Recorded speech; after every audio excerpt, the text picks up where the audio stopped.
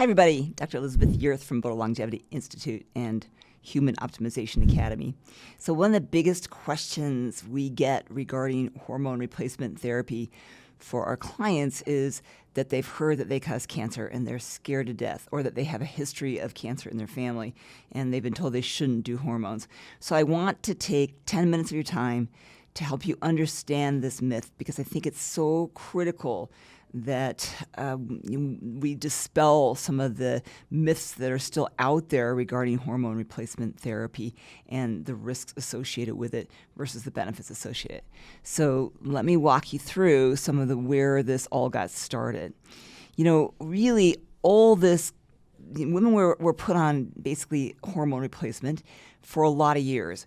And unfortunately, they weren't really using the right kind of hormone replacement. They were using Premarin, which is not a good hormone replacement, which we'll get to in a minute.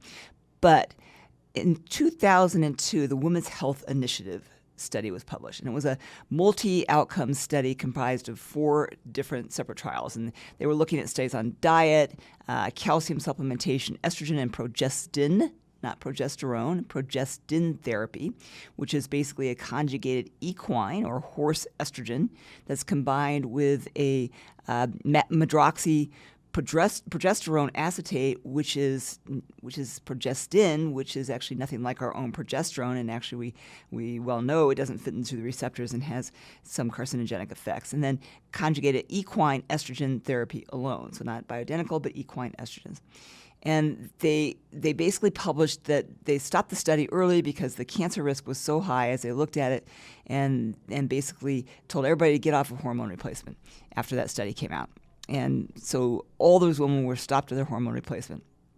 So the studies basically showed that in postmenopausal women that were taking the combination of estrogen and progestin hormones for menopause symptoms had an increased risk of breast cancer, heart disease, stroke, blood clots, and urinary incontinence. They did show that those women had a decreased risk of fractures and cancer, particularly colorectal cancer. Now, in the study, what never got out there in the world was it was just the estrogen and progestin group, and actually the women on estrogen therapy alone, just the conjugated equine estrogen alone, didn't show any of these increased risks. But everybody tagged on to the first part of that, and not that the estrogen alone, and so maybe it was the progesterone that were causing it. What happened next was that hormone use decreased substantially.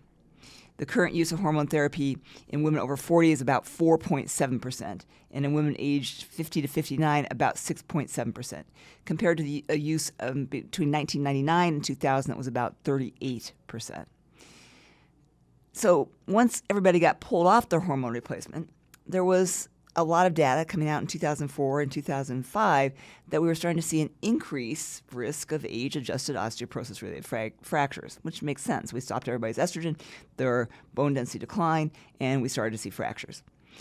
They actually did an observational study of almost 81,000 women followed for 6.5 years since that 2002, everybody pulling off their hormones, and they found a very significant increased rate of hip fractures among women discontinuing the hormone therapy compared to those women who stayed on it.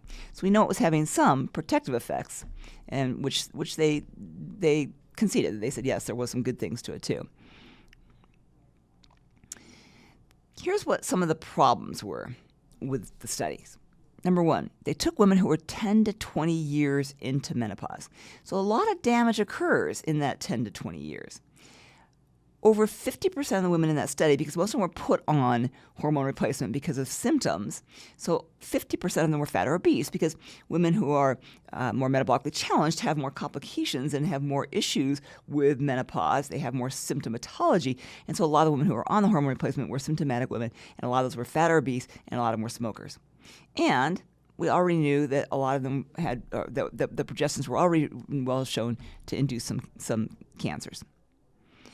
So since that study, in 2003, so a year later, the use of hormone replacement therapy dropped 70% within 5 years in Norway and Sweden. And yet, there was no change in the breast cancer rates. So they didn't see, consistent with that, you would have suspected that, if this was causing this horrible risk of cancer to the point where we had to pull everybody off of it right away, we should have seen cancer rates start to increase over the next few years. But we didn't see that. And in fact, after 2008, when hormone therapy continued to drop, breast cancer incidence rates actually started increasing. So this study basically looked at that and tried to come up with how do you put this all together. So the study was published in 2015, and they really said that it's other risk factors for the increase in breast cancer in this age 50 to 69 age group that should have been considered, like smoking and obesity and all those things, and not the hormone replacement.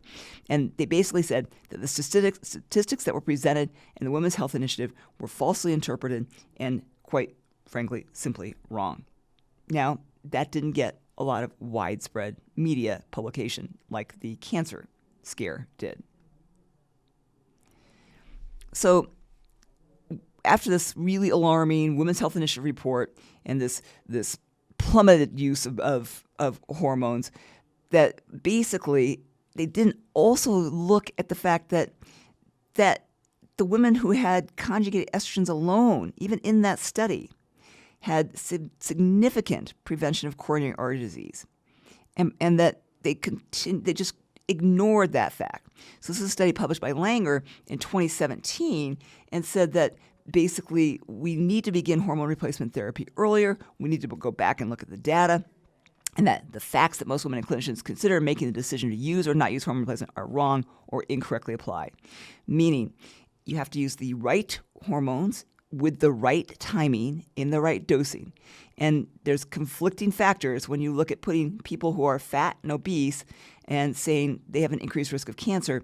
Probably has nothing to do with the fact of the hormone replacement, although the progestins are certainly a culprit there too.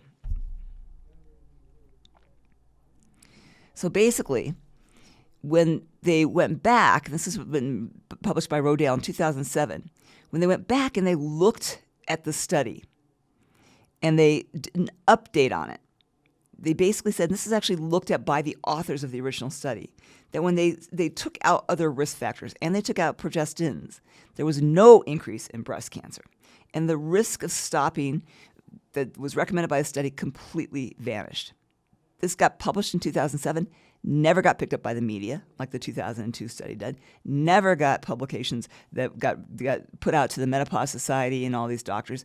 So despite the fact that they negated the study, that is still the number one study that's quoted by your physician, the Women's Health Initiative study, when they tell you that hormone therapy is bad. They can't tell you another study that shows that. And in fact, there are multiple studies now that have disproven it, and yet doctors are so basically, once they've changed, they're not going to change back, that none of this ever got put into the forefront or utilized by the physicians. In 2014, in the journal Climacteric, Sam Shapiro also relooked at the study. So he went back again and reanalyzed the data and said it was overinterpreted, misrepresented, and it created great damage to the health of women.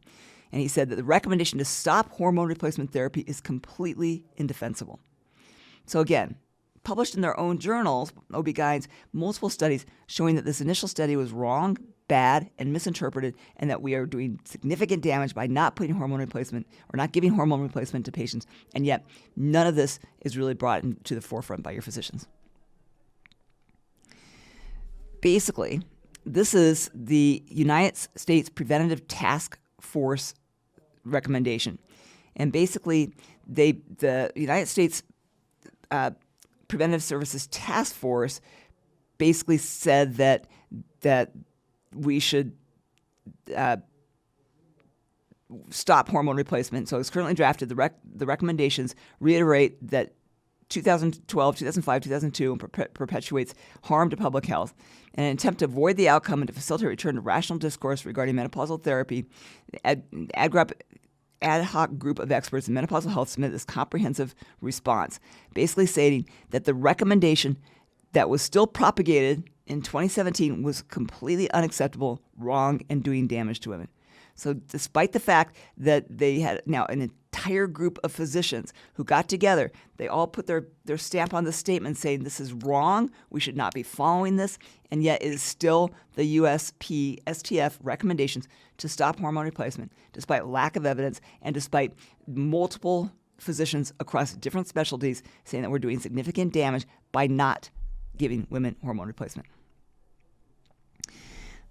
This is my alma mater, Keck School of Medicine, or USC School of Medicine, and Howard Hodis is a very prominent researcher there, and he studies gerontology, aging, and particularly in cardiology. And they did a study that was published in 2016 showing that hormone replacement therapy is linked to cutting the number one cause of death by about half for women who opted to take it, and that women who started hormone therapy within 6 years of menopause had significant less hardening of arteries and dysfunction in cardiovascular states.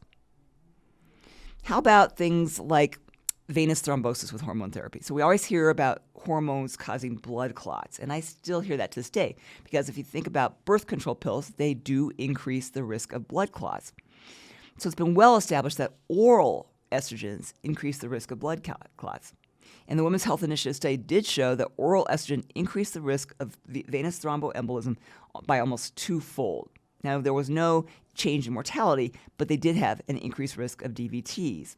However, there's very consistent data that that risk is not at all increased with transdermal estrogens.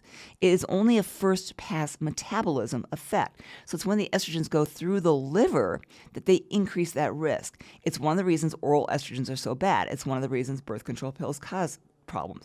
So if you give the hormone transdermally, hence bypassing the liver, there is zero evidence that they cause an increased risk of cardiovascular events, either DVTs or pulmonary embolus. And in fact, likely, according to Dr. Hodis, they reduce that risk. So basically, summary, hormone therapy is a cost-effective, sex-specific therapy that reduces all-cause mortality, cancer mortality, including breast cancer, with conjugated estrogens alone, other mortality including dementia and Alzheimer's disease, coronary heart disease, bone fractures, and new-onset diabetes, with rare risks when initiated around the time of menopause and continued long-term. Now, one of the things he did find in his studies was that the earlier women were started on hormone replacement, the better off they were, because a lot of damage occurs actually in that perimenopause period when hormones are starting to decline or when women are starting to get an imbalance in hormones. So we advocate that we should be looking at women earlier, starting hormones, and then continuing it long-term. There's not a time to stop your hormone replacements because you're not going to all of a sudden just pick up making them on your own. So you have to start early and continue ongoing if you're going to present all these diseases. But they have data to show reduction in almost every disease. How about in women who have had breast cancer history? There's actually not a lot of evidence to support that we should not be using hormone replacement. In this study in American Journal of Obstetrics and Gynecology in 2007, there was a reduced incidence of distant metastasis, meaning metastasis outside the breast, and lower mortality in over 1,000 patients with breast cancer and a history of hormone replacement. In pharmacoepidemiologic study that was done about 5 years ago, no increase of fatal breast cancers with hormone therapy.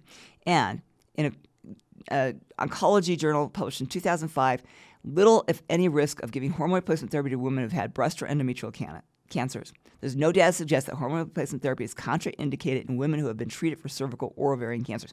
So we don't even think that it's an adverse or a problem to actually give hormone replacement in women who've had breast cancer if it's done appropriately.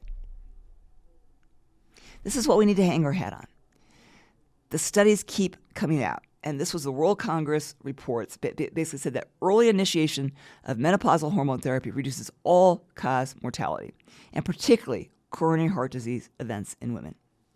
So for us to continue to propagate a myth based on a study done in 2002 that has been disproven at the expense of women who now are going to be losing their heart, losing their brain, losing their bone, is really, I think, criminal. And I think when your doctor tells you these things, that this causes cancer, you need to have them show you the evidence and then come back to with the other evidence, because we just can't support it.